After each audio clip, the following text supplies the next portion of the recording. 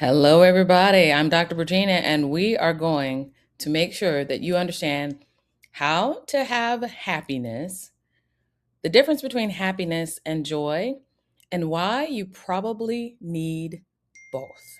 So, why am I talking about this? Well, I'm a double board certified psychiatrist and a lifestyle medicine provider. So, what is lifestyle medicine? Lifestyle medicine is basically using lifestyle to ensure that you have health, wellness, and longevity. That's really in a nutshell. If you want the actual the actual definition in that they use, then you should go to their site, the American College of Lifestyle Medicine, ACLM, and you'll see it. Let's talk about happiness. Let's talk about joy, and let's talk about why you actually need both. I think everybody needs both. I believe everybody needs both, and there's a lot of data to support that, and how you can get definitely a dose of medicine, and why happiness is medicine. I'll talk about the dose of medicine. So happiness is based on happenings. Okay, so if you are having a great day, things are going in alignment for you, things seem to be going well, things are great, things are wonderful, things are nice and kind, and all the good things, you're probably going to feel happy for the most part because it's based on happenings. If you won the lottery, you might feel happier. Live the happy lifestyle because that really is very much tied to happenings. And when things aren't going well around you, honestly, you're either going to have to be content being not happy a lot of the times, or honestly be miserable because you can't always control what happens around you. Even for the most controlling or the wealthiest among us, you still cannot control everything around you.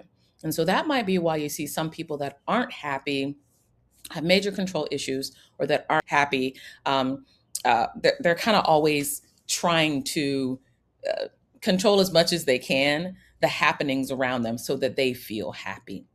But what are some ways within a healthy way that you can be happy despite what's happening around you? Or how can you create your own mini bit of happenings?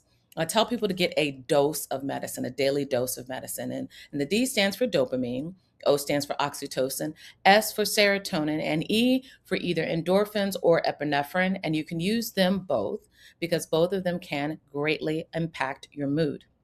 So D for dopamine.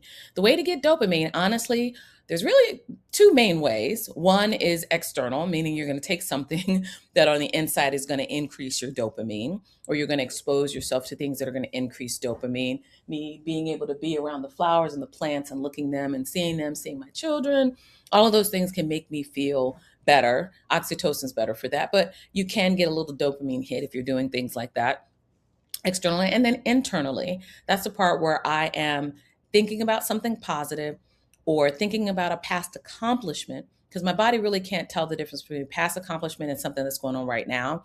If I just sit and think about something that I did and it's just like I did the dang thing, Jesus and I, we were on one accord with that, and we did that. My dopamine just spiked. Right, just me thinking about it, not even actually being there, because your body, your brain really can't necessarily 100% tell the difference between a past event I'm thinking about and something that's actually going on right in the moment, which is why mindfulness is great for dopamine in the moment.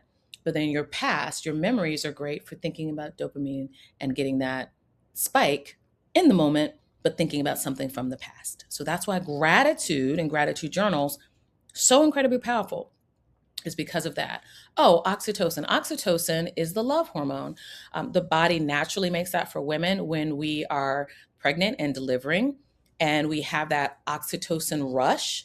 The chemical version of it, pitocin, is what people can be given exogenously to help contract the uterus to make baby come a little faster. But your body's internal oxytocin that you naturally make is not only pressing down on the uterus to get baby out faster so you can see and hold and bond baby and increase your oxytocin again, but you can get oxytocin from bonding with, cuddling, hugging people, plants, animals. Doesn't have to be a person. I know we're all like, oh yeah, let's be in this wonderful relationship. That's fine, but there's a thing called pet therapy, and that's why it works, because it increases oxytocin. So if you have a human that you get to cuddle with and spend time with, wonderful. But if you don't, you can get the exact same thing from a plant. or a pet. So we love that. People, pets, and plants, those are the things that can increase oxytocin. S is for serotonin. Again, you can get it externally, but you've got all kinds of serotonin receptors in the body because your body naturally makes serotonin as well. The vast majority of it is made in the gut, and a different type of receptors are also made in the brain. So you hear about dopamine and serotonin, the amines that can help with depression. So externally, yes, you can take an antidepressant and it will help your mood, it'll help you feel better. But you can also do something equally as cool. You can take medicines that are not in a pill form. You can take things that are naturally found in plants and such. So if you take certain herbal medicines, they can actually help your mood. Lemon balm, passion fruit, passion fruit flower, really, holy basil, different types of citruses, orange and lemon citruses, especially essential oils. You can utilize those things and they will help lift your mood, and they actually will increase serotonin. And to some extent, they can also help with dopamine. The last E, endorphins. Yes, you can take pain medicines and all those kind of things, and that'll increase your endorphins. You can exercise. The triple E, the triple benefit. Love the exercise component. That's another reason we talk about it from lifestyle medicine standpoint. Because if you are exercising, you're actively increasing epinephrine and norepinephrine, especially if you're doing something that's going to increase your heart rate and your natural painkillers, the endorphins are going to pop in. That's why when you're exercising, nothing hurts really. And you're just like, yes, I can do this all day, every day. Last set, best set. And then you stop. And then you're like limping out of the gym. That's because the endorphins were at prime time when we were exercising. And then when the exercising stopped, yes, some of the benefits still continue, but the endorphins didn't necessarily do that. So that's why you have people like me, the 50 and older crowd, who, yeah, we go and we exercise and we go hard in the paint. And then, then we have to sit and watch paint dry because our joints are a little bit, um, yeah, they're a little bit inflamed from doing that. That's why we don't want weekend warriors. We want people that exercise throughout the week and then go back and do some really cool things over the weekend as well. And you have rest in between and recovery. Can you say ice pack? Put in in the comments, hashtag ice pack, because your endorphins do go up. You do feel better. And then and the epinephrine goes up. You do feel better. But post exercise, post endorphins, and post epinephrine, you start feeling it. That's where magnesium comes in. Praise Jesus for magnesium. I love it. Okay, well, if you have questions about any of those things, please let me know. Now, the difference between happiness and joy, honestly, hey, I'm just going to go old school with you guys. Happiness and joy are not the same thing. And yes, there's been a lot of research on happiness, many scientific books written about happiness, not so much on joy. And you know why I think that is? Well, what are the fruit of the Spirit according to Galatians chapter 5, starting at verse 22? Love, joy, patience, peace, kindness, gentleness. It's on my refrigerator, my son. Self control, faithfulness. Against such there is no law. Notice that joy is a part of the fruit of the Spirit. And I do believe that joy is spiritual. I really 100% do. And I do think that that's one of the main reasons that happiness is different from joy. One, I think joy comes from sometimes inside. There's an internal nature as it relates to joy. I can remember being happy many times in my life, but experience this pure, unadulterated, just joy, like this sense of joy, and utter calm peace. It feels like happiness, but it's an even stronger, intense form. Had nothing to do with what was going on in my life from a happening standpoint, other than maybe one thing. I experienced joy the day my daughter was born, right?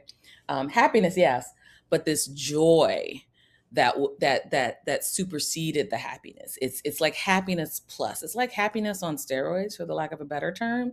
But that real feeling of joy, I don't think it can be bottled. You're certainly not going to get it from a pill, or procedure. No medical procedure that I know of that can do that. but there is this existentialism that goes along with joy. It's beyond the beyond if we're thinking about joy. So it is an emotion, yes. Yes, Nehemiah 9:10, the joy of the Lord is your strength. There is, I do believe that joy is just this almost like a spiritual emotion to me. I'd love to know what you think about joy. So add that to the comments. And I'd love to see that. What do you think about it? What is the difference between happiness and joy in your opinion? Now, do we need both? Yes, I absolutely think we need both. I think that there's a reason that in my office we do a biopsychosocial spiritual assessment. Every provider does different things, but myself and my trainees, I do instruct them to do a biopsychosocial spiritual model because I think we're not just a body, right? We're not just a mind. We're not just a physical entity.